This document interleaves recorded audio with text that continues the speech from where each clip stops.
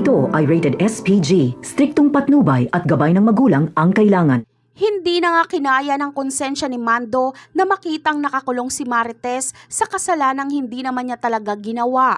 Awang-awa na din si Mando kila Aling Tinding at Roda dahil kung saan-saan na ito nag-ikot sa Quiapo, ngunit ni isa ay wala man lang sa kanilang nagpahiram ng pera para pangpiyansa kay Marites. Ngunit kahit ganun ay hindi talaga tumitigil sila Aling Tinding na humanap ng pera.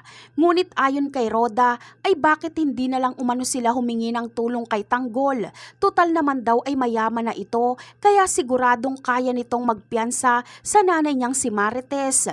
Ngunit agad ngang sumagot si Aling Tinding na gustuhin man niya, ngunit hindi niya naman mahagilap si Tanggol at hindi niya din alam kung saan ito hahanapin. Samantala, nangako naman si Mando kay Aling Tinding na gagawin niya ang lahat para maprotektahan si Marites habang nasa loob ito ng kulungan.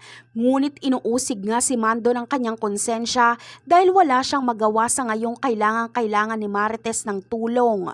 Alam ni Mando na hindi niya maibibigay ang perang pangpiyansa para kay Marites, pero alam niyang may magagawa siya para mailabas si Marites sa kulungan.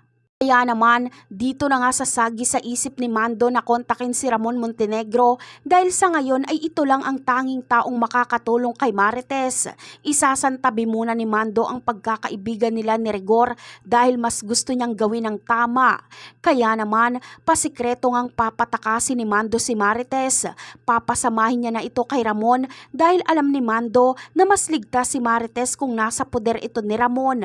Alam kasi ni Mando na delikado na ang buhay ni Marites kay Rigor kaya siya na mismo ang gumawa ng paraan para maligtas si Marites. At yan ang aabangan natin sa susunod na episode. Bye!